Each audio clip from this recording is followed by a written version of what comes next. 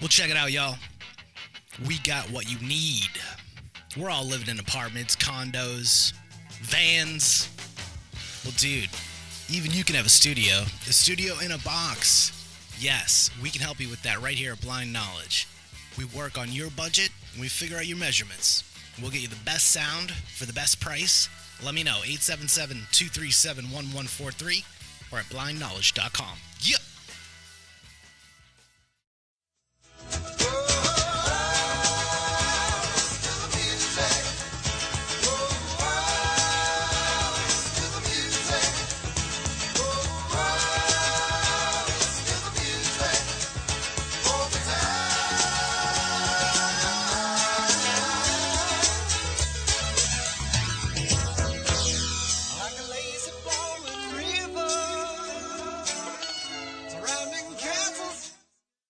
Welcome back to Maniacal Musings. You all know I'm your host, Jeremy, and I'm an American. Not a proud one, just saying. But once upon a time, I met the cousin of death. She gave me an ultimatum. Be drenched in blood and bang bang. Or this gun in your mouth. You know which way I went. I got a suplex and ripped to shreds. But that brujeja left a stain that still sits in my bed to this day. My co-host, let me tell you about this guy. About his bloody Sunday. Oof, what a day. He was visiting his favorite suicide girl, dancing on a pole, trying to go half on a sack. When I pull up at the club, the hard hitters are getting to bust him in. I had to act before he started to spaz out. Now, this ain't no soldier story, but it'll get you by. There were body parts everywhere, and he kept yelling, "Don't violate! That's coke, boys!" All I can say in reply to him was, "Pussy got you hooked, man, and fuck Tony Montana for that coke shit. Chancy motherfucking grave." Hi. I am especially proud of that intro, ladies and gentlemen. I truly am. That one was written, and I was sitting there smiling and laughing the whole time writing it, and thinking about what Chancy's face would look like when I watch that replay. That was so good I need to stick around after, just saying. But we are back once again, folks, and we are joined by a guest, of course, as always, to help us talk about some good music. And holy fuck, good music is right this week, but we'll get to that. Our guest this week is Gary D, rapper, executive producer, and so much more that we're going to get into him in a few seconds. But what's going on, Gary? How's it going, brother? How you guys doing? That was a good intro, and I could tell that we have a lot of the same songs picked already. There's a little caveat there for my album, but yes, go ahead. That was good. That's hard to do with all the songs like that. I think I would fucking stare at that for hours and like tear it apart and then start over like 6 times. So that's good. It was definitely a challenge today. And just so our audience knows what kind of person we are dealing with, Gary used to literally open for Bone Thugs and Harmony. It was a different life a long time ago, but yeah, it was the mid-90s. Ooh. It was, and the last time was 2003, I think. I was going to say, it had to be around the early 2000s, because that's when I really remember them getting huge, but personally. I mean, they had their moment in the 90s too, but then they kind of faded until they came back with that one album like 01, 02. That me and my brother used to bump that one constantly. Guess Who's Back was the opening track. I'll always remember that because that was the most amazing song ever. But yeah, it was kind of random. They came to UNLV in Las Vegas where I was living at the time, and we just happened to be paired up on the same card. And I grew up in Cleveland, and I started at I did a show with them at Severance Town Center, which is one of the 30 abandoned malls there now, in 95 probably. I was 16 or 15 probably at the time, and they were just starting to really get big. And I mean, they were the biggest thing that came out of Cleveland probably ever at that point still, I would say, especially in the world of music. I was going to say, I'm like, Drew Carey might disagree with you there, but yeah, he's a dick. I don't like him. I honestly believe that, and the scary thing was he was on Bracket a couple weeks ago for Nicest People in Hollywood. I met him one time, and he was not cool to me at all. So that's what I based my. I just moved to LA. I saw him at this place called The Grove, which is like an outdoor mall. He was having a beer. Seemed like a social environment. I said, "Hey, what's up, man? My name's Gary. I'm from Cleveland." He goes, "A lot of people are from Cleveland," and didn't shake my hand. And I was like, "Okay, did I just get punked by Drew Carey?" I'm like, what the fuck? And that was the whole introduction to him. I was like, "Yeah, okay." Yeah, that would definitely sour my spirits a little on him in the future. He might have had a bad day or been trying to hit on the girl, and I was fucking his game up or something. So I don't hate him, but. I mean, okay, was this fat Drew Carey or after surgery Drew Carey? He was still pretty chunky for sure. All right, and that was a while ago. No, that's Drew Carey back in the day, though. That's like that's 90s, 2000s Drew Carey I grew up with, but that was early 2000s probably. All right, but right in whose lines is anyway fame, but yeah. So there was one other thing I saw in your profile that I have to ask about because I am a connoisseur of certain videos on the internet. And I saw that it says that you did a porno with Mark Cuban and Dennis Rodman. Yeah, I did, yeah. Kind of. Definitely happened. Chancy so was muted his mic to be like, holy fuck, babe, guess what? Nah. So that was a very weird situation, I'll tell you that. I'm sure. I mean, fucking Dennis Rodman. Yeah. So I just moved to LA, or moved back to LA. I think it was 2007. And the producer I'd worked for a few times said, "Hey, I'm doing a show with Dennis Rodman. My wife's having a kid out in New York. Could you produce it? Take the lead on it?" Just, yeah, sure. So it was called Geek to Freak with Dennis Rodman, and it was on HDNet, which was the first high-definition channel available in America. Mark Cuban owned it at the time. It's probably 2007, I think. So this was the first original program that ever aired in high definition in America. It was terrible. I mean, it was really, really terrible. But each episode, he would take a geek and turn him into a freak. So there was like a classically trained violinist who turned into a punk rocker, like a figure skater that turned into like a roller derby chick, a chess champion that turned into like a rapper. And then one was this scientist kid from, I think, UCLA or whatever, or really smart, like, I think he was Asian, like Korean or something. Definitely Asian, I think Korean. And they turned him into a porno director. And I didn't think it was going to be like full on porn, but it was full on porn.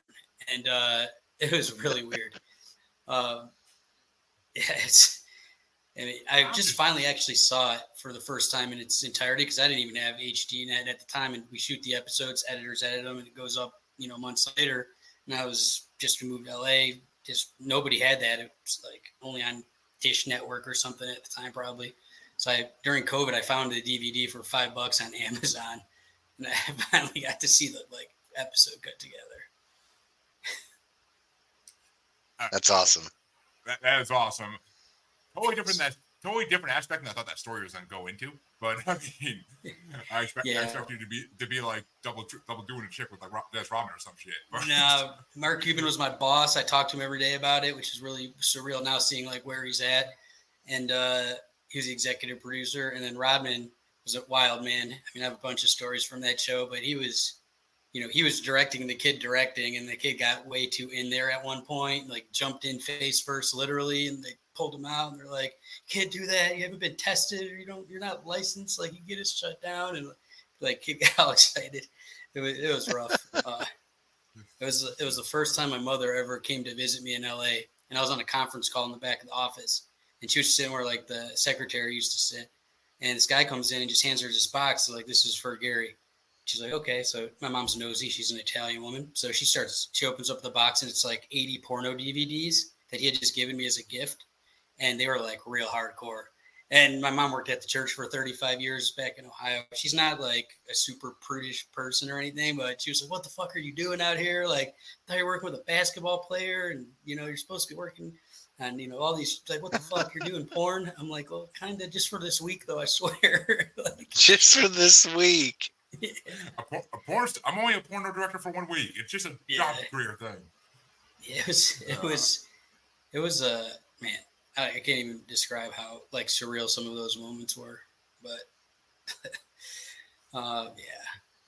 Jesus. That story is pretty epic as I thought it would be. I gotta say. I'll send you a couple pictures from the set with Dennis's reactions and shit. I just actually found a few of them, but yeah, they did like the casting, and the one girl they picked had pink eye from another video that she had done a couple of days earlier, and they're like, "We'll shoot her from this side," and I'm like, "What the fuck are we doing here, man?" Like, I thought I was moving to Hollywood to make movies and shit. Like, this was not what I signed up for. Dennis was hard to deal with for sure. I am sure, because there's got to be a reason that North Korea likes him so much. Yeah. Like, I can't figure out that relationship for like the last decade. I can't figure out that relationship at all. It just doesn't make sense in the world. He'd be cool if you're like hanging with him, but if you're trying to like get a show done and like control the chaos, like he does not make it easy on you. If you're part of his posse, it might be a fun time, but trying to get him to do what he was getting paid to do, I'm like, man, this is an easy job. Like, you obviously want the money, right? Just please help me. Just today, we kind of stay on schedule. It was one thing after another. Yeah. I mean, as a catchphrase we use in our circle a lot, I can imagine him like trying to hurt a cat and trying to get it to do what you want it to do. It just ain't gonna happen. But yeah, like he had to do the intros for every show, and he just fucked them up so bad every time. And one was the rapper episode at this club in LA. There's like 200 or 300 people there, and like just destroys it. I'm like, man, it's like the intro to your show. Like, you got to at least say the kid's name right. Like, please just like try it one more time. And he fucking nails it. I'm like, thank God. And he's like, see the guy in the hat right there? He's like, he's buying a Jaeger bomb for everyone in this fucking building right now. And just points at me, and they just bum rush the bar with like 200 people at the exact same time.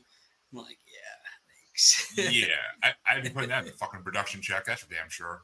But... I called the boss, and he's like, how much more do you have to shoot? I'm like, he's on his last song. He's like, get everything in the car. As soon as that kid's off the stage, go out the back door and don't go back. I'm like, okay, I will do that. And they called 1,000 times. I'm sure they want that much Jaeger bombs is fucking expensive. Like, Jesus Christ. That's, in LA too, they're probably $12 each. At least. At least. I mean, they're $12 out here now. I mean, at least. Yeah. The Red Bull always made those shit so expensive. But well, folks, we are here to talk about music, and holy fuck, do we have a rap battle for you today. And we're going to start off, of course, with our guest CD, because we're kind people. And Gary, what album did you bring for us? And why did you want to bring this one? Well, I'm not sure. Like, I've looked at like a ton of different albums, and I picked like, I first wanted to pick like one artist, like an album that was like the whole artist, you know, and then I was like, compilations are kind of cheating. And I ended up going with Army of the Pharaoh's Unholy Terror. What I write in a verse is like magic tricks. Copperfield, grab your chick. Copperfield, hop the Glock for real, give you some popper pill. Dynamite vest. Nah, I ain't stressing nothing with a smiley face sticker on my detonator button. Haters ask, is he bluffing or is he bugging? I don't know, but I don't fuck with weed with the seed stuffing. What I blaze gets me oh so higher. Burn more white widow smoke than an old folks home on fire. I make change to ching. I can hang a playground from a charm. You should see the way my chain swings. You got the balls to diss? Won't have them afterwards, cause when I rap, contenders get the Crown Jewel edition on. I don't know why that they changed it from the original. I think they probably had like some clearance issues, but some of the songs are a little different on there. So, but I picked Army of the Pharaohs, which is like the Jedi mind tricks posse, and I think that's like a good representation of like the aggression and like aggressive music that I mostly like these days. It's kind of like my therapy music, I would say. Keeps me from like actually beating people up and stuff like that. Like, listen to something like that's semi-aggressive, like get it all out, and it's, you know, good production, really good lyrically. There's some politics in there, some street stuff in there, some sad stuff, some like stuff, but it's like mostly aggressive with like a few like more chill moments. So that's kind of a long answer, but I just like it. Yeah, I mean, I'm actually kind of curious to see what Chancy says about a lot of that artists today, because I don't know how Chancy's going to feel about these artists. His rap, from what I understand of Chancy's rap liking, it is here and there. Like, it's varied depending on the artist. But we never talked Jedi Mind Tricks yet on this show, so I'm kind of curious. Chancy, what do you think Army of the Pharaohs? I mean, I thought it was interesting. I started with it, and usually the first thing I'll do is I just put it on, and then I'll give it a first initial listen while I play like a video game, just to kind of get a feel of how it sounds and everything. I kind of liked it. It was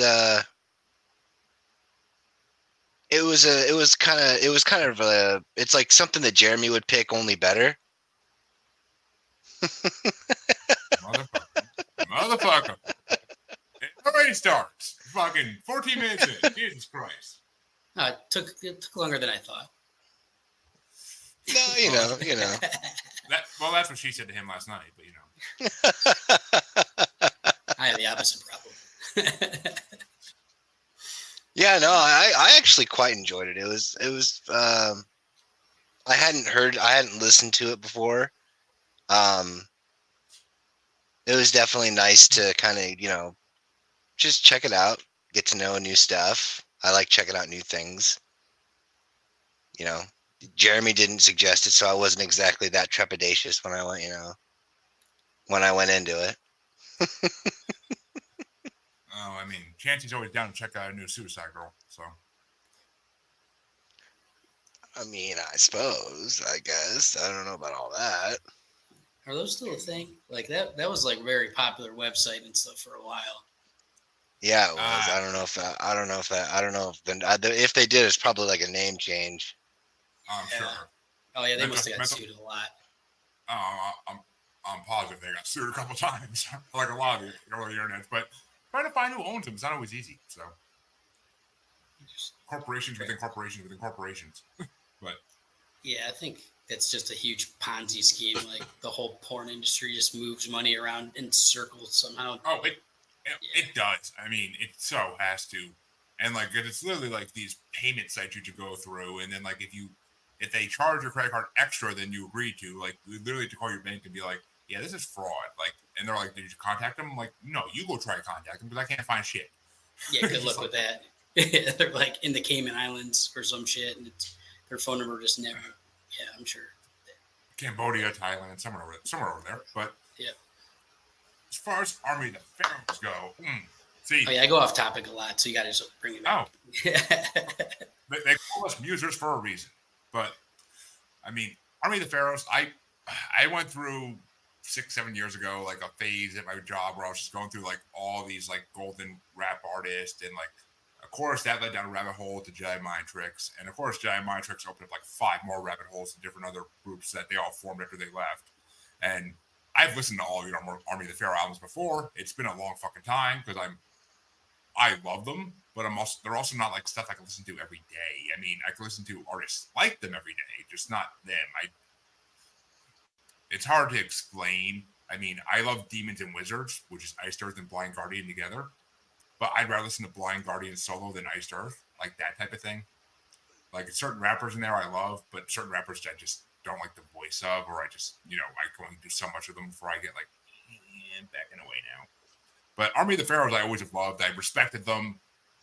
They are right up there with another group we're going to be talking about a little later, with like the 2000s super groups that formed from like legendary rap stars. And just it's super groups are a great thing. They're amazing, especially in rap. They're rare and hard to come by, but they're amazing. And Army of the Pharaohs is definitely among that. I love this fucking album. And yeah, I think the reason you can't find the original version on Spotify is I think Jedi Mind Tricks technically owns it, and it's a whole, with all these groups, it's always a legal battle between who owns what, because there's so many people in it that are trying to take control of it. But right, I mean, fucking Vinny Piaz, I fucking love. Like, and that'll get into why I picked my album later on about that as well. But what are your top 5 songs off your album there, Gary? This was tough. It's changed like a few times today. But I think I like Spaz Out. The intro from Troy, like I mostly work with fighters and with different fight promotions, the UFC being the main one. And like been working with them for almost 20 years, and I think about like walkout music a lot, and like what makes good walkout music, and that starts with like a Troy, a scene from the movie Troy about fighting the Salonians and Remember Your Name, and it comes with like some like cinematic opera music. So that's the one that like I usually go to first, especially if I'm like going to go to the gym and like work out or go spar some 16-year-old kids that got a lot more energy than me. Then like at least like get me through like a round and a half before I'm like, I'm done. 44 years old, I'm out here. So that one, Suicide Girl, which we talked about, it's just such a different vibe from the rest of the album. It's like it's a deep song. Then I like Cooking Keys. I really like the piano in that, and it's another. They're still talking like some pretty hardcore shit, but the beat is like a little more like upbeat, mellow, kind of like jazzy. It's hard to explain, but I like that one a lot. Hollow Points I like. They use another like audio sample at the beginning from the Iceman. I remember it's the Iceman Confessionals or Confessions of an Iceman, a documentary about Richard a serial Kuklinski. killer. Yeah, Yep. that's it. Yeah. And, I thought that was pretty rad. And then Bust 'Em In is just one that like gets me fired up. Like that's another song that just like, you can like get the rage out kind of. And like all of them are just like really great lyrically.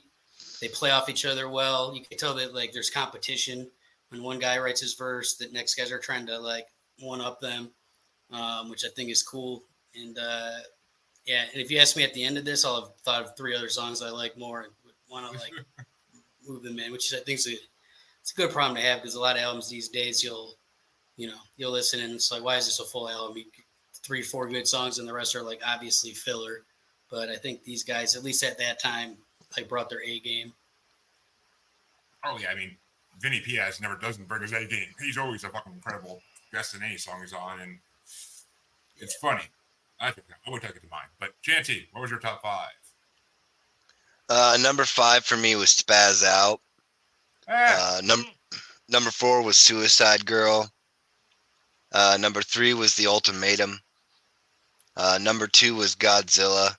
And number 1 was Hollow Points. I dug that sample. I'm a sucker for a sample. Yes, he is. Yeah, me too. As you'll see with this album. But now I mean, I actually had 3 honorable mentions because I fucking do love them. I love this group a lot. Like they're fucking amazing, super group. And number 8 was Bust 'Em In, which I swear to God I had to read that title like 10 times because I kept thinking it said Bust In 'Em. That's a whole different kind of ball game. I know, and that's why I'm listening to the song. I'm listening to the song, and I'm like, this title's deceiving. And then I'm like reading it again. I'm like, oh, Bust 'Em In. I it makes more sense. That makes more sense. Okay. I had to re-listen to the song and be like, okay, now that makes sense. But number 7 was Rip to Shreds because that fucking flow in that was incredible. I love that shit. And then number 6 was Hollow Points because I love the fucking intro to it. And I mean, any of these songs that were kind of closer to horrorcore, I really dug because I love my horrorcore rap, and they Army of Pharaohs kind of touches on it a little. So it's all the other groups that are on here tonight. They all like blend into horrorcore a little bit at different times, especially the one group that somebody bought. But number 5 was Spaz Out because that was a freaking amazing song, and it makes you think of that My Friend Dahmer movie because they the whole beginning where he's in high school and they're like, oh, he's spazzing out. Oh yeah. But that's what made me think of always. Number 4 was Suplex because I just immediately thought of wrestling and the song kind of went with it. It would have been like a good intro song. But number 3 was Drenched in Blood because that is pure horrorcore fucking love right there. Drenched in Blood is an amazing fucking song. The lyrics are phenomenal. Number 2 was Ultimatum because everything, the beat, the flow was just sick, like completely. And of course, number 1 was Suicide Girl because it was so different from what they usually do. And it reminded me of like a Twisted song or maybe even an Esham song in a way. Like that's just kind of where my mind went with it. So I freaking love Suicide Girl. I mean, I can definitely see some of my favorite rappers doing it. So surprised no one has, honestly. But those are my top 5 for Army of Pharaohs. And yeah, like I said, when you said Army of Pharaoh, I was just like, oh fuck, someone else is gonna bring an Army of Pharaoh? I thought it was up to be me eventually. Shit. Like I almost forgot about them for a minute, and then I'm like, shit, okay. I mean, they come up with my like songs once in a while, but it's not that often. They won't run out like not individually. Those groups have some popularity, especially Jedi Mind Tricks. But I think people forget about the compilation albums, and people don't listen to albums anymore. Like they listen to one song, and like so people. Yeah. I rarely hear someone go like, "Hey, this album was great." It's like, "Hey, did you hear that song?" But like I think the art of an album is like a lost thing. I mean, it is and it isn't. I mean, if you're really a fan of any band, you're going to listen to their full albums regardless. I mean, just because you're a fan, it's the way it goes. I mean, I'm not going to go to ICP's new album and listen to one song and be done. I'm like, no, their albums are albums. You need to listen to the whole thing because there's usually like a flow through it, and there's skits in the middle and shit. They aren't even like tracks. Right, but like then it gets into like, and for me, I'll do that, but then it gets into shuffle world after a couple weeks or months. And then I'll never hear a skit again. I never hear listen like front to back. Like it's. I mean, that's honestly part of the reason I wanted to start the show is because I wanted to hear albums people brought to me like front to back and enjoy them or hate on them horribly, which we've done in the past. But yeah, I like that concept of Bass Nectar. That's a Bass Nectar reference, but you're never living that down, Chancy. Never. I mean. Everybody rolls up a Cottonmouth Kings every now and then, all right? Hey, I like the fucking wordplay there, but and it's not. Well, okay, Cottonmouth Kings is going to come into play a little bit later tonight too, so we'll get there. But let's go to your album, Chancy. Which album did you want to bring? I brought The Most Known Unknown by 3 6 Mafia. Watching you out of the corner of my eye, with a big booty and them healthy thighs. Let a nigga get a little piece of that pie. You ain't all that when you acting stuck up. Let me pour some of this drink in your cup, and maybe later on I get them goods, and maybe if not you be catching a buzz. When some ass nigga keep blowing up your phone, can't get the picture, won't leave you alone. You have called new voice message. Girl, what you done did that fool head gone? I think a young player need to hook up with you, cause ain't no telling what you might do. Chew a nigga up in the Bentley coupe, toes curling up like the Roman numerals. I figured if we're gonna go with a rap show, I figure, go back to the well for, a sure thing. Well, that's failed a couple times to 3-6 in this show, but this time maybe not so much. We'll find out. But first things first, why did our guests think of 3 6 Mafia? They got beef with Bone still, I think. So fuck. No, I'm just kidding. Like, I've always liked them. They do. That beef don't die. Yeah, like it did, and then I think, or they just were away from each other probably, and then like the versus shit came up, and then like I think they're back beefing. Like they accused Bone of stealing their style early on when they sounded nothing alike, in my opinion. And then no, they really didn't. In the beginning, they definitely didn't. Yeah, and then I don't know. Yeah, that's crazy. But I always liked them, especially the earlier stuff. I started a riot once with 3 6 Mafia that resulted in a lot of fucking turmoil. So I think they've always had a place in my heart. But we're a quick story. We're playing at this underage club, 16 or 18 and under, we're like 16. My buddy was a DJ, and about an hour left to go, the promoter guy came up. He's like, "Yeah, we're not gonna be able to pay you what we said we're gonna pay you. Like, we give you like $100, but like people bought pops. Like there was no liquor, so like kids just weren't buying 100 fucking $4 sodas, so they underestimated or overestimated how much they would make, so they didn't want to pay us." And he's like, "Stop paying like that gangster shit. Like it's getting a little too fucking hectic in here." I'm like, "You're gonna fucking pay us." And he's like, "Nah." He's like, "What are you gonna do? You gonna fucking call the cops? You don't have a fucking contract." I was like, "All right." So I was like, "Hey, you know that 3 6 Mafia song, Hit 'Em Motherfucker?" I'm like, "Load that one up."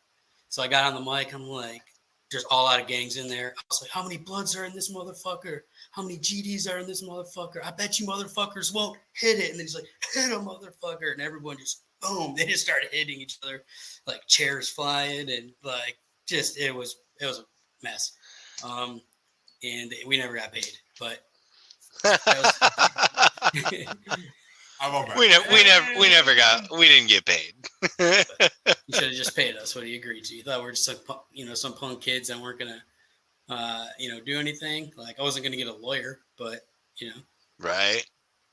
I don't And condone that type of activity. I was 15 years old, probably, or 16. But I mean, and you ain't Will Smith to his DJ Jazzy Jeff. You ain't gonna go up and just smack a motherfucker. So no. Oh, that So. that I get a lot of references to that shit all the time. The smacking, like that. Yeah, I work for a slap fighting organization as well, so I get a lot of the slap thing. People still to this day call me up and like, I haven't heard of that. You know, it'd be awesome. I'm like, you say the Will Smith thing, I'm never talking to you again. But good album. I like 36 Mafia still. They're one of the few groups out there that 100% you could tell it's one of their songs from the first 2 seconds when it comes on. Mm-hmm. I don't think people should have to change up or keep up with the times if they're an artist. I think like do what got you to the fucking dance. I don't think 45, 50-year-old dude should be sounding like Drake.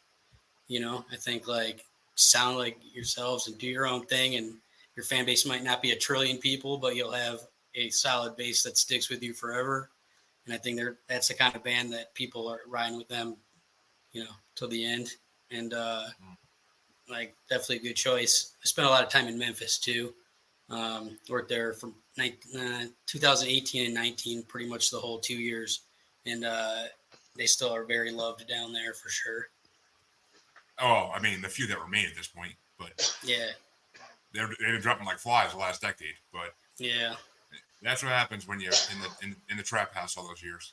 But yeah, I mean, just that road living too is just like people think like the drugs and drinking get you a lot. It's the fucking McDonald's and Wendy's and fucking KFC and shit that they're, I'm on the road a lot, and like the diet fucks you up more than the drinking and fucking other shit sometimes. So these guys, like their hearts usually go from poor diet and too much fucking lean and whatever else. Yeah, makes sense. And I mean, well, as far as Chancy's album goes, Chancy knows I'm a 3-6 fan. Hell, I made a 6-part 3-6 Mafia bracket we're going to get to eventually on this show. I mean, I'm a huge 3-6 fan because they were inspired to start by ICP. Hypnotized Camp Posse was their version of ICP, basically. And I love 3-6 Mafia because that's where they came from. And I love their earlier stuff. Their newer, when they became popular and their newer stuff, they kind of lost me. I was just like, they did change. Like, it's not the same. You can still, yes, you can recognize them from the get-go to the newest shit, but it changed. And for the most part, it changed. They went from being horrorcore to being, after the first 3 albums, to being like mainstream early 2000s rap. And it pissed me off a lot. I mean, they still had some damn good bangers, but I mean, it's just, I don't know. I love it. And this album wasn't bad. Chancy has brought some 3-6 Mafia albums, some Juicy J albums from. Was like, what the fuck do you think? But I mean, most known unknown is freaking a lot of songs I knew already, and a couple new ones I haven't heard before. And so it was a pleasant mix between things I love and things I get to discover that I haven't heard before. Definitely got a top 5. Definitely got many honorable mentions. So I mean, it's 3-6 Mafia. Who the fuck doesn't love 3-6? Yeah, it's like the songs I thought I didn't like, then I listened to them and I'm like, I want to not like this, but I do like it. Like, like halfway through, like bouncing and you like forget that you're supposed to hate exactly. it. Like, I mean, it's like when I have to listen to Eminem CD albums for this show. It's like I'm supposed to hate him, but sometimes it's hard in the older shit. Yeah, I agree with that. And I mean, I hate to tell you this, Gary, but one of my favorite 3-6 songs is "Live by Your Rep," which is totally a diss track to both thugs. So yeah, it's a good song. Like I'm all about the competition. So like, yeah. I mean, I love Dre, and I love what the fuck's the other guy's name? Not Easy, but MC Ren. I love both them, but I fucking love No Vaseline. That shit's the funniest shit in the world. Yeah, that's still probably the hardest diss song ever. Like, like for the time it came out. Yeah. For the time it came out, I mean, hardest diss track ever, I think, is ICP dissing Eminem, but because they fucking, dude, they talk about fucking. They did a whole song about fucking his mom. That doesn't matter. that doesn't matter. The hardest diss track, if we're talking like, it's either gonna be No Vaseline or that one that fucking I think it was Nos, the one that Nos did. Ether. Thank you. Yeah. Yeah, Those are up there. Those are the top for sure. I don't know offhand the ICP one. I mean, I know they exist and I heard them back in the day. But I can't say exactly. There's 3 of them. There's fucking 3 of them. Yeah, I know they were going at it pretty good. Eminem got him too, though. Them pretty too. Eminem. Like I remember one of the lines. Like, how would he say? There's a homophobic reference in it, and then he said something about claiming Detroit, but you live 20 miles away or something like that. I don't know. I think they had a pretty good comeback. Like Eminem's a good battle rapper, and those guys like cut deep, so it was a good battle. It was. I mean, I don't know. That feud was over, and just like Bone Thugs in 3-6, like it was over. Then now supposedly it's back on again because Eminem put out a diss track or something like that. Like I don't know. Like Eminem just needs to. They all need to fucking just stop at this point. They're in their 50s for fuck's sake. Like, what are you gonna do? Go beat each other with your walkers? But yeah, I'd watch it. Pay-per-view. I mean, yeah, right. I'd watch it. That's damn sure. But I would absolutely pay a ticket and watch it. But Chancy, what were your top 5 in your album? So number 5 for me was Swervin'. Ain't Got Time for Games. That's another one. Bouncing, can't go wrong with that one. That's an honorable mention. Basically, without pulling a U and throwing the whole thing in, obviously then I'll just have to go with the top 3 most commonly known ones. Obviously, you got Half on a Stack, Popping My Collar, Stay Fly. Right there. I mean, that's. You're gonna hate me. You're gonna hate me. I'm not really. I mean, you're gonna be in therapy more, but you're gonna hate me. Probably not. Well, Gary, what were your top 5 before I break Chancy's hopes and dreams? This also changed a little bit, but I think top 5. What did I end up with? Obviously, back to the fighting stuff. Hard Hitters was probably my favorite one on the album. Pop My Collar was one of those ones I was like, this is not going on the list. And then I played it. And then I was like, damn it, I like this song. That's funny. I thought that was dope. Don't You Get Mad. I love the Willie Hutch sample in there. I make a lot of music myself and I use soul samples a lot. And I forgot how much I do like Little Flip too. Swervin', I really like. I like the Texas car culture songs, Paul Wall, and I like a lot of Bun B and all those guys from Texas. So really like that. And Roll With It, I like a lot. I like that Motorola Chirp Chirp. It's like it dates it. Like that's like it brings me back to like a certain time, which like I always say music's like a time machine. A certain song could like in your brain or like make you feel like you're a kid or teenager, like. And that song, like I instantly remembered like wearing a size like 5 Cavs jersey, like in a Grand Am. That song like bumping with some 12s in the back. So like I think that was it'll change a little bit, but I think all the samples and like those are all kind of like a little different, I guess. One was poppy, one was like kind of more their violent older stuff, one was more of a southern track. So I think like this album had like a few different songs that were kind of leaning towards the South, which was the most popular music I think at that time, but like they still had their flavor in it. So it's kind of like a mix of different genres. But I forgot how much I liked that album because I was kind of like always kind of like what you were saying earlier about liking it the first 3 albums and then disliking it. Like I feel that way too. But then I listened to some of their newer stuff and I'm like, it's not as good, but it's still not terrible. Like there's some redeeming quality and like in it.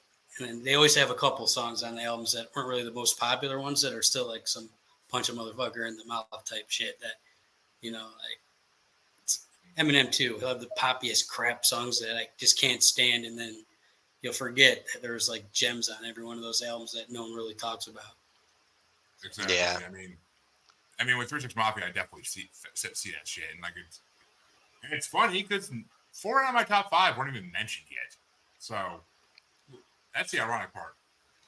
But I did have 4 honorable mentions for this CD as well because it's fucking 3 6 Mafia, and surprisingly enough, Chancy, number 9 was most known unknown hits because That's a good one. Satanic did the same thing in one of his albums where like he put like a bunch of his popular songs, like clips from them into like one track, and I love when they do that because like those are all clips from songs I fucking loved in that, and like I was hoping like some of them would be on the CD, and I'm like, oh, of course they're not. Why would they be? This is when Three Coffee started to suck.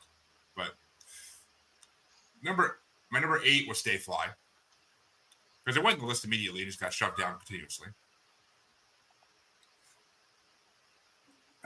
I mean, I don't know. It reminds me too much of Stay Fresh or what the hell it is. Fucking Outkast. You fresh and so clean. Yeah, so fresh. Like it reminds me of that, like in a way. But yeah, I had to pick one pop song, "Pop in My Collar" or that. "Pop in My Collar" just won for that battle. I can happily say "Pop in My Collar" did not make my fucking list at all. But that to me is just too mainstream. But number 7 was When I Pull Up at the Crib. I mean at the club. Because that's their typical trap fucking fight shit I love. And number 6 was Hard Hitters for the same reason. I love their fight shit, but it's not my favorite shit they do. I like it when they touch on other subjects a little more. Number 5 was Dancing on a Pole, because that was actually a damn good lyrics, beat, everything. That was amazing. Number 4 is Half on Sack, because I actually never heard that song, but it's fucking really good. Number 3 was Pussy Got You Hooked, because every man can relate to that shit. Every man can relate to that shit. And I mean, the female in it too is fucking incredible. So, valid.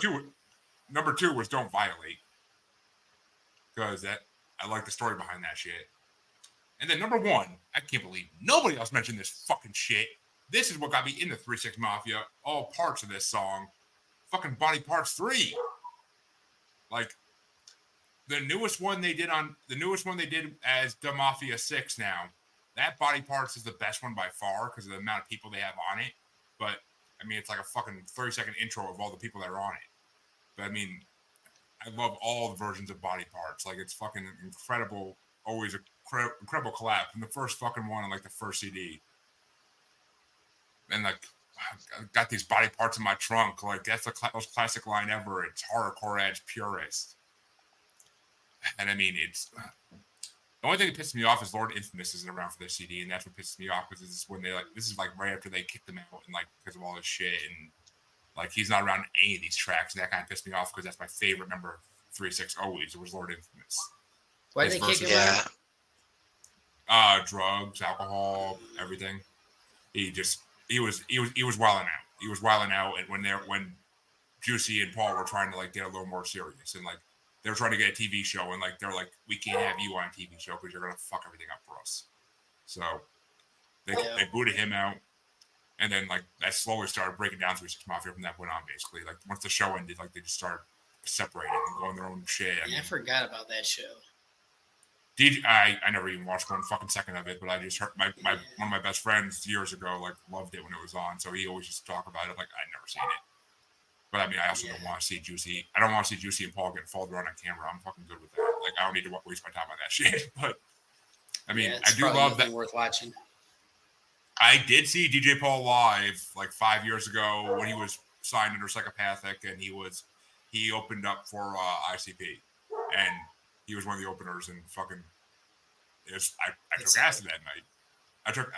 We got acid that night, and like I didn't think it was kicking in, and then next thing I know, I black out during the beginning of the POD set.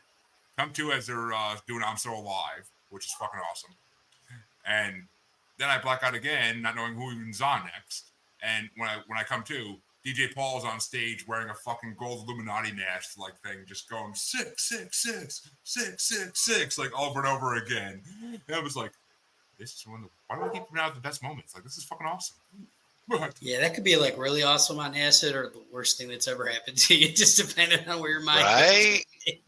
it was definitely an awesome experience because I'm just such a fan of all these bands. I mean, POD I wasn't a big fan of. I mean, I like their hits, but I'm not a big.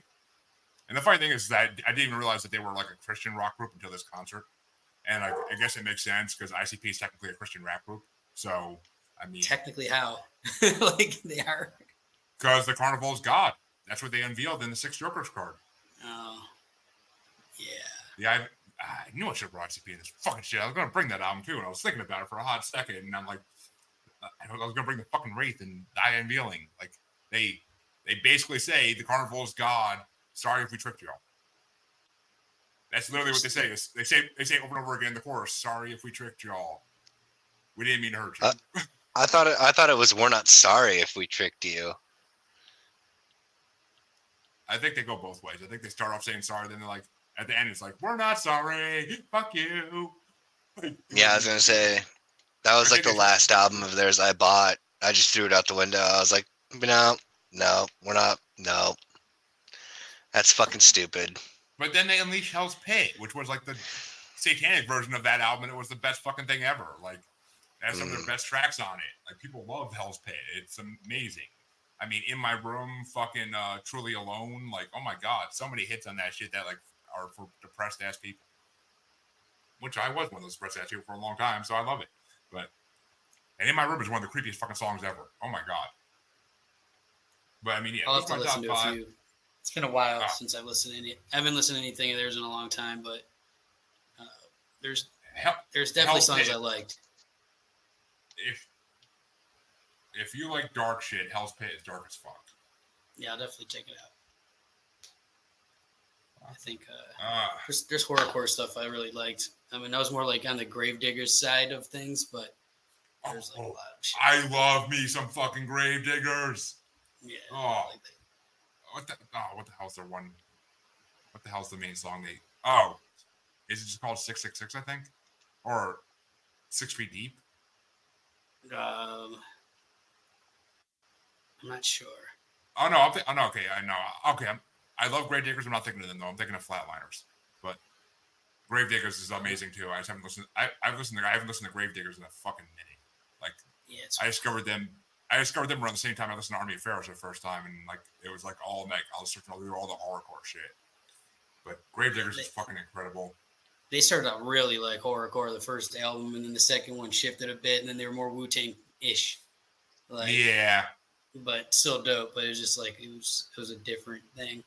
The first one was like a pure horrorcore album, and then the second one was like half and half, I'd say probably. Yeah, I mean that's what drives me nuts about these bands is you start off with one thing and you get fans because you start off with that thing, and then you're gonna try to switch it up and think they're gonna follow you. Like, no, that's not gonna happen. I mean, how many? Sometimes it does. Sometimes. I mean, that's like Jelly Roll. Like, I love old school Jelly Roll when he was working with Lil Wayne and 3-6 like a lot. Like, I love that old school Jelly Roll. Like, No Sick Days is one of the best fucking CDs ever with him and Lil Wayne doing it together. I saw them live when they did that album. And I actually got mistaken for Jelly Roll. I was going out to smoke a cigarette and the one security guard's like, "Hey, that was a good set you just did." I'm like, "Thanks." I'm like, "I'll let you think I'm Jelly Roll. I'm cool with that shit." But yeah, he's a guy that I was convinced I would hate a lot, and I just never paid it much attention. And then recently, like, I have some friends that actually know him. They've worked with him a bunch, and like, just listen. So I started like going backwards, and like it got better the older that it got. So I could see why you feel that way. Oh, the Big Sal story when he did at the concert I was at, they were giving away single CDs for Bam Bam Bigelow, which is one of the best fucking songs ever. Yeah, I was just trying to get Bam Bam Bigelow to do a cameo for our fantasy football league. Is he still alive? I thought he died. I don't think so. No, I think he died. And it ended up with we got Hacksaw Jim Duggan and tried to get one of the Bushwhackers. Oh, I saw a thing with Hacksaw Jim Duggan in some commercial. Yeah, we got him. It wasn't great. Oh, I mean, he's been taking a lot of blows to the head over the years, so. Yeah, he didn't bring the 2x4. I felt chipped off. Did they at least walk in the room and yell, "Hello"? He did, but it was just like he phoned it in. Yeah. But Bam Bam Bigelow, he's still on there, so that's fucked up. If he's dead, they need to take him off of there. Yeah, they do. But That sucks. that means, folks, that it's time to go to our last album tonight. And speaking of great bands such as Wu-Tang Clan, who I compare this band to a more modern version of Wu-Tang in a way. But this band is yet another supergroup from the 2000s that formed. Well, we'll get to that in a second. But I decided when he told me he wanted to bring Army of the Pharaohs, I'm like, all right, I've been waiting for an excuse to bring this fucking group on forever. And I finally found a match because Army of the Pharaohs, this can stand up to Army of the Pharaohs and still be a great CD. And I brought the Coka Nostra's Brand You Can Trust, their fucking debut album they did, which in my opinion is still their best album by far out of the three they did together. But War is the outcome found to really be right. I teach you how to make a shotgun out of PVC pipe and make a Molotov cocktail out of equally trite, seemingly nice, common household products. My teenage life as a boy soldier was described in the blood of my parents. Now I kill for approval from my commanders. Barely remember my baby sister, brainwashed to forget by the shady system. They were murdered in front of my face and I barely missed them. I've lost my soul, I'm numb from war, movies and drugs. I'm a machine and they use me as such. Slaughtering way too many people to count now, sniffing the brown mountains of cocaine and gunpowder. This the Coka Nostra was formed out of not Jerry Matrix, obviously, but it was formed out of House of Pain, which they met Slain in Boston and they wanted to like work with them, and then fucking from there it just grew. And my fucking boy Ill Bill came on it, and Ill Bill is incredible, and that's part of the reason I brought it is because Vinny Piaz and Ill Bill are the Heavy Metal Kings rap duo. And I love Heavy Metal Kings. So I'm like, all right, if he's going to bring Piaz, I got to bring Ill Bill in something. So I'm like, the Coka Nostra, fuck yeah. That's where I first heard Ill Bill. And I'm like, he's incredible. And that's what actually led me to Heavy Metal Kings is here on the Coka Nostra. But I kind of went forward and backwards with him. And I love the Coka Nostra because, I mean, I live in Massachusetts, so it's local to me because House of Pain and fucking Slain are all from Boston area. And I love Slain. Slain's solo shit, I gotta find a reason to bring it here too eventually because his solo shit is amazing. The Day the World Ends, or A World Without. Fuck, I forget that. Forget what the fuck it's called. This album that Slane's Dead's on. Oh, A World With No Tomorrow. A World With No Tomorrow. Yeah, that's a fucking incredible album. So I mean, I want to bring the Coka Nostra on for that reason, and just because I think they're one of the most amazing rap groups ever. And I mean, they were in, like, one of the songs on this album was in the movie The Town because Ben Affleck and Slain are friends because they're both from Boston. Was he in that? Slain? He Yes, was in one of those movies. He was in The Town. He was in, I believe he was in a bar. He was in one of the scenes in a bar. He was singing at the bar. But Right on. Funny enough, the guy that was the rapper, like the coach on that Dennis Rodman show, was a white rapper from Boston. The Jaeger bomb story, and he was like DiCaprio's acting coach, like to teach him how to be like South Boston-ish, and he's really good friends with Slain, and he's from South Boston. So that's a weird connection, but I wish Slain still really performed around Massachusetts because I would love to fucking see him, but I haven't seen anything about him performing in so long. Like he didn't. Oh no, A World Without Skies. That's the name of that album. A World Without Skies. That's the name of it. But he didn't release stuff anymore. He doesn't really like tour anymore. I don't know what the hell he's doing nowadays. I don't know if he's just chilling, like with the money he made. But yeah, I see him featured on stuff occasionally. Occasionally, I've seen him on. I've seen him on like with some hardcore artists that like smaller ones too. Like he'll like hop on them for a cameo, and it's just like, okay, I'm down for it. But I fucking love Slain. He's an amazing artist, and everybody else in the Coka Nostra is amazing too. I mean, how can you go wrong with House of Pain? Fucking jump around, come on, like it's classic. But It is a classic.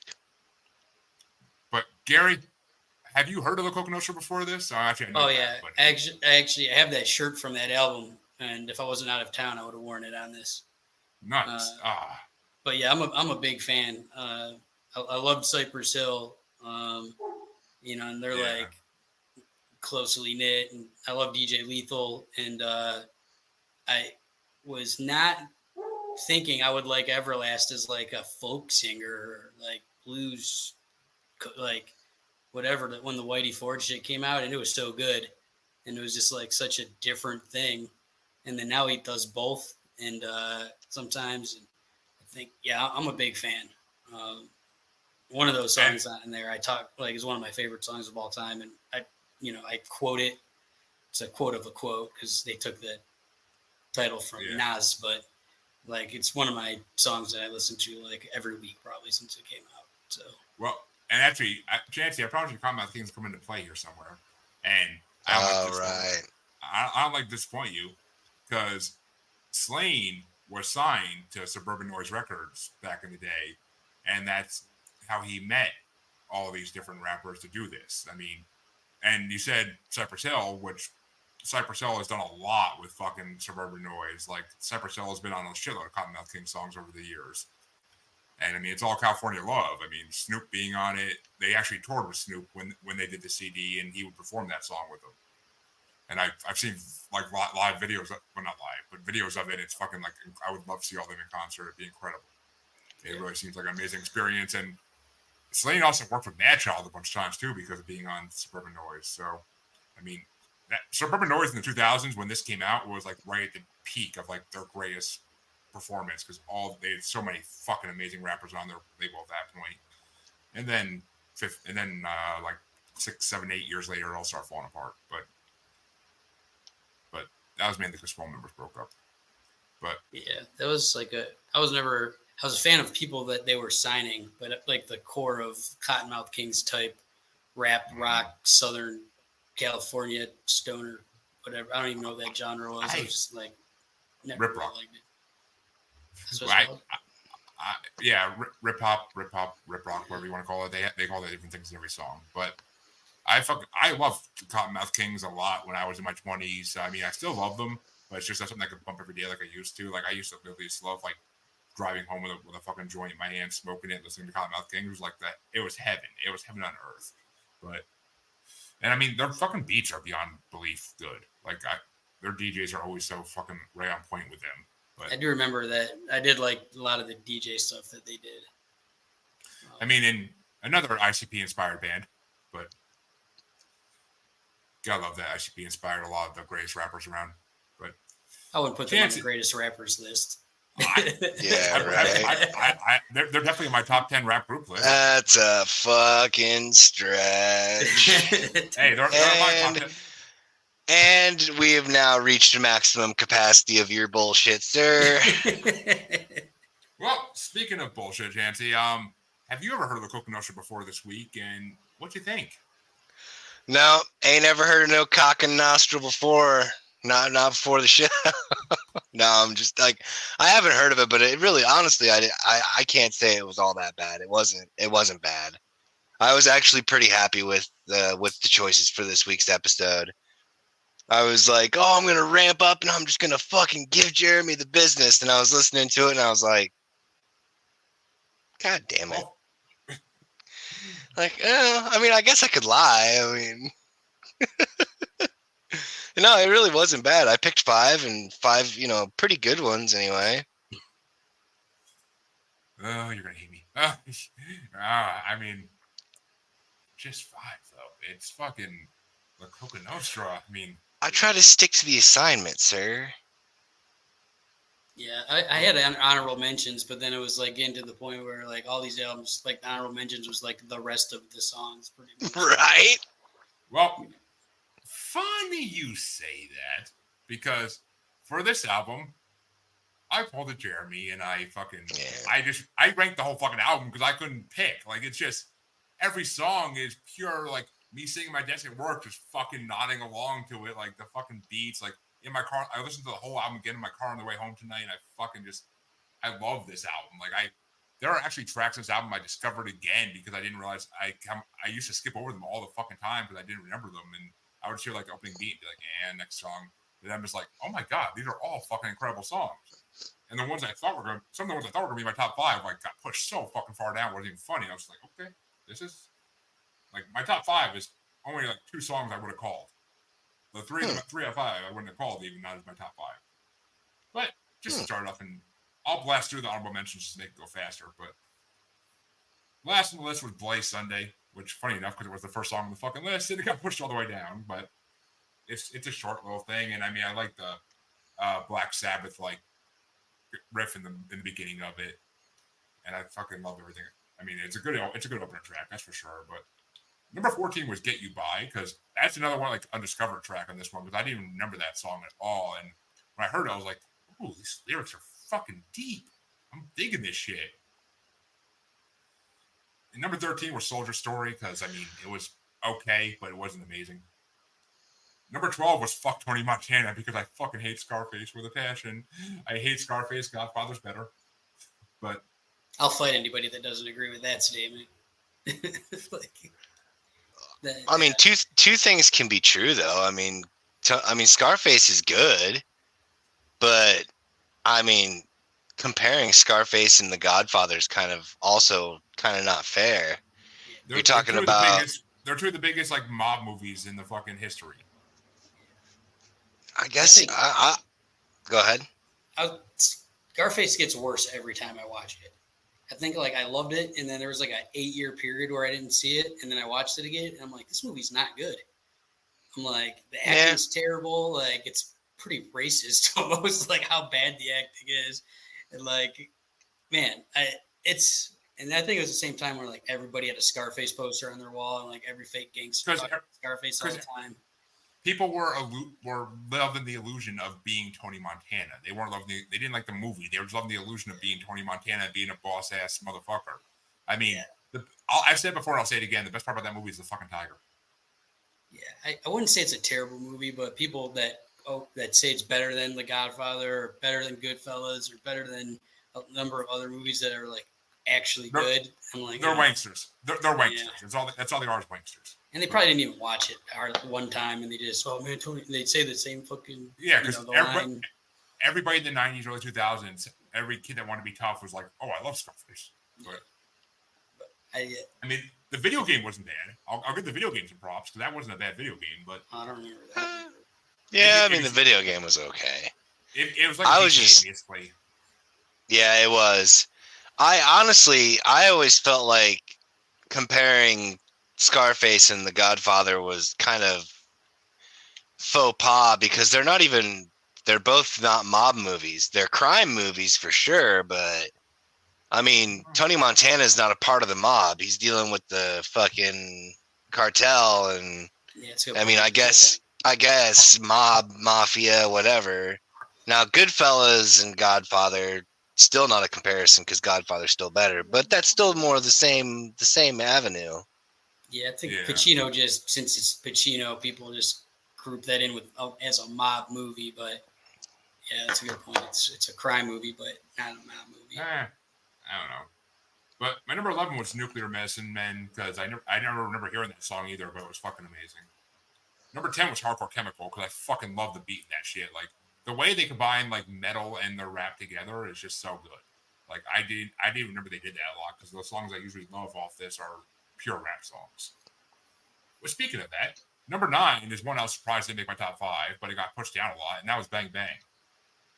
But it's so to me, it's overplayed because I listen to that song constantly because I fucking love Snoop Dogg's part in it. I love the whole song, the beat.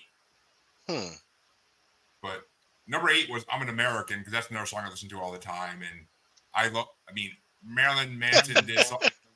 Marilyn Manson did a similar song called "This Is America," and like they kind of have the same message. So it's, Marilyn Manson's a little funnier. But 7 was Once Upon a Time because that's another one I hear all the time.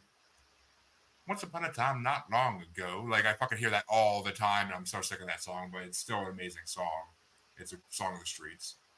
Number 6 is Choose Your Side. That's something I discovered again on this one because I forgot about Choose Your Side, kind of. It's another good street song. Number 5, I knew would be in my top 5 right away because it's classic with Coka Nostra, and that's Coke because I love that fucking song.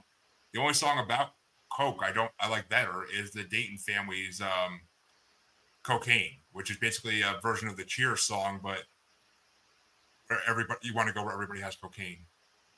I like the Dayton family a lot.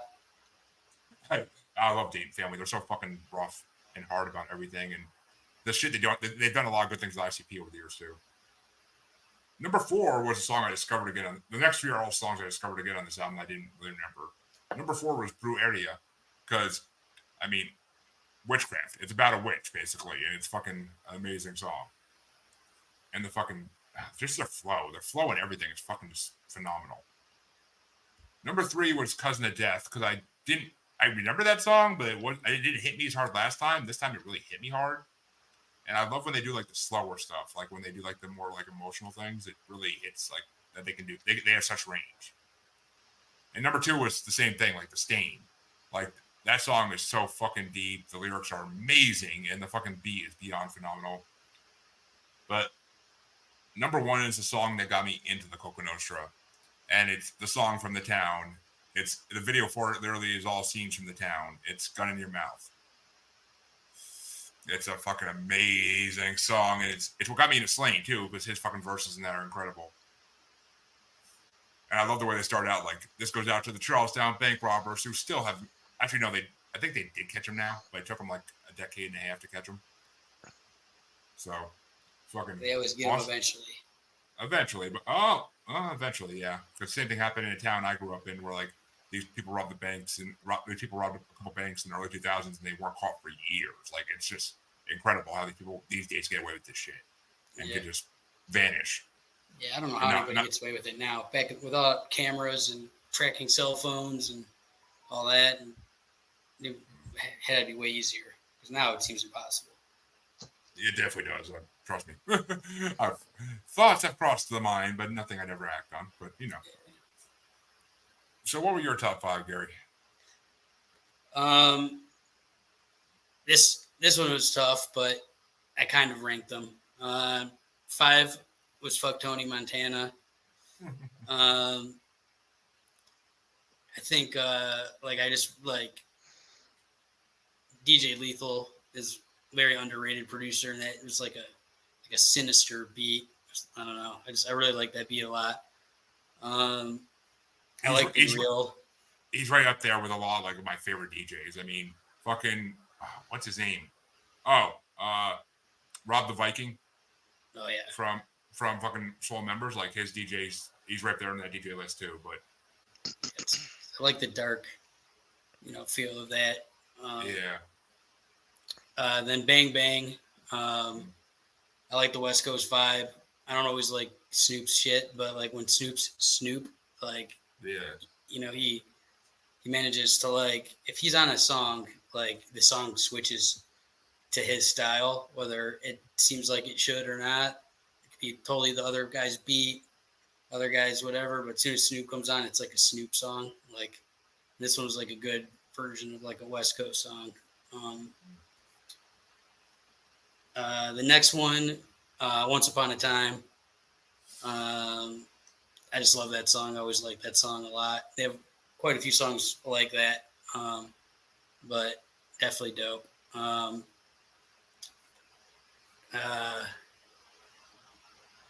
That's Coke is just same thing. Like it's like their anthem.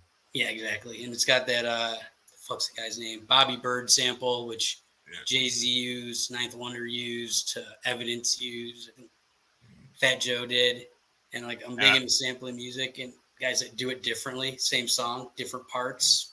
So yeah, I mean I love that middle part where it's like all together now. Like it's like the fucking beat to it is just so phenomenal. Like it's he's underrated producer, I think. It's like I think he's like more he does most like in-house shit. He doesn't seem to be producing for like a ton of other people, or doesn't get credit because I can't think of other artists that he's really done stuff that much for, except in that circle. But Cousin of Death is the number 1. I love that song. That's just like a song I will always listen to. It's completely different than the rest of them, but it's just like I don't know. It's like it's kind of like I don't know. It's like the thought of like, is it better to like fucking go hard, burn out fast, or like fade away? Like I don't know. It's like it's like I don't know. It's like I think about that shit a lot, especially work with all these fighters and athletes that I work with, and like I've worked with like a lot of famous people that have been like on the top, and then just like they're fucking shine bright for a second and they fizzle out. It's like I don't know. It's like something I think about, like the Cousin of Death whole thing from the Nas song, and then people have used that quite a bit. It's like, it's that song's like one of my favorite songs. I was like surprised and like very happy when I saw this album pop up. I was like, well, I got one already done. Like, even though it changed 19 times since the order, but Oh, God, yeah. but I like all the songs on that album. So it's like those I think are my top 5, but the rest is honorable mentions. Oh, definitely. I mean, they're all fucking incredible. But Chancy, what were your top 5, sir? Number 5 was Nuclear Medicine Man. Number 4 was Soldier Stories. Number 3 was Brujeria. Number 2 was I Am an American, and number 1 was Bang Bang. I kind of figured Bang Bang would be in there.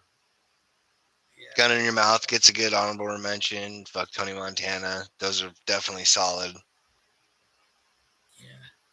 Oh, I mean, yeah, fuck Tony Montana. I forgot about that song completely. Then, like, after that's Coke played in The Way Home, like, that just, the opening beat to that hit, and I was like,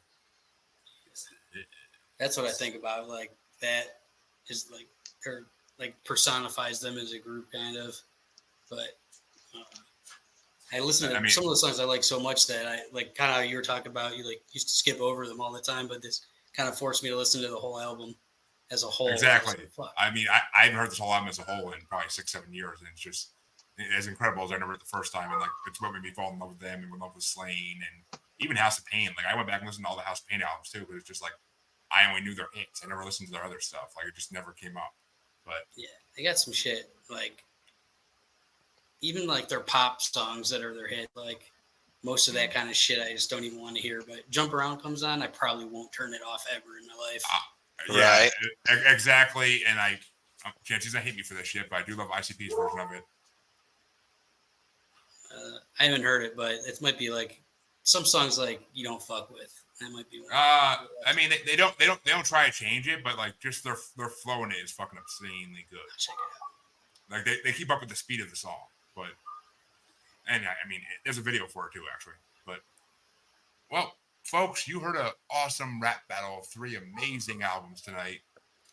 Unfortunately, your musers are going to be missing next week's regularly scheduled episode because, of course, it's Halloween and kids trick or treating and all that. So Yeah. not going to be here next week to do the show, but I'm trying to work on. Fuck them kids. No, Chancy, we're actually not doing that this on Halloween. That's their day. But What? Chancy's that motherfucker on the front porch that throws eggs at kids. But That's good. But I'm trying to work on special listeners that'll fill that void for you because gotta fill the void. But Gary, thank you for coming on. It's been a fucking incredible time having you. We're definitely going to have you back because you can talk rap better than most people we ever had in the show, and it'd be amazing to have you back on and do even different music. So Yeah, I had a fun time. I'll come on anytime. definitely, I'm definitely going to get your. Actually, no, I have you on the gram, so I can talk to you there. And where can people find you and what you do, Gary, if they want to? Instagram, it's Gary _DeFranco 147, or you go to maxglowmedia.com. Tragedy Academy is my podcast.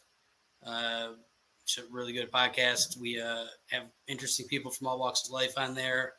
And Game Bred MMA, Game Bred Boxing, Game Bred Bare Knuckle MMA.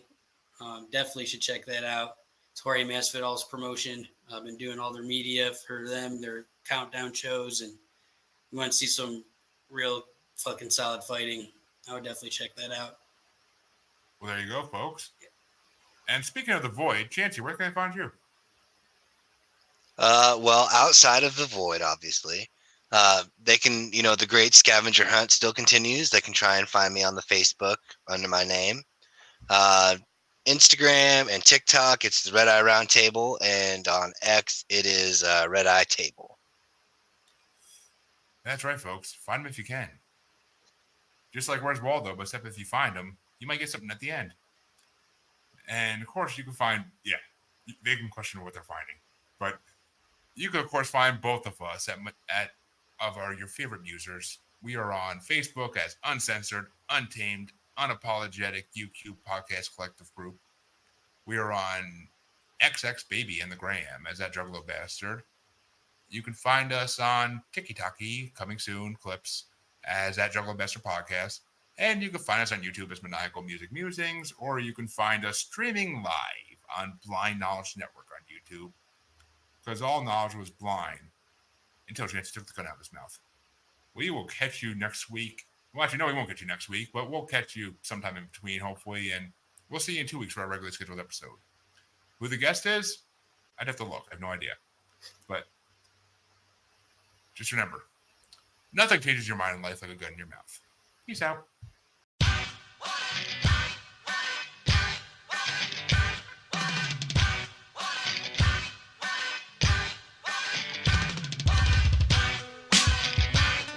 For the Charlestown bank robbers, this one's for you.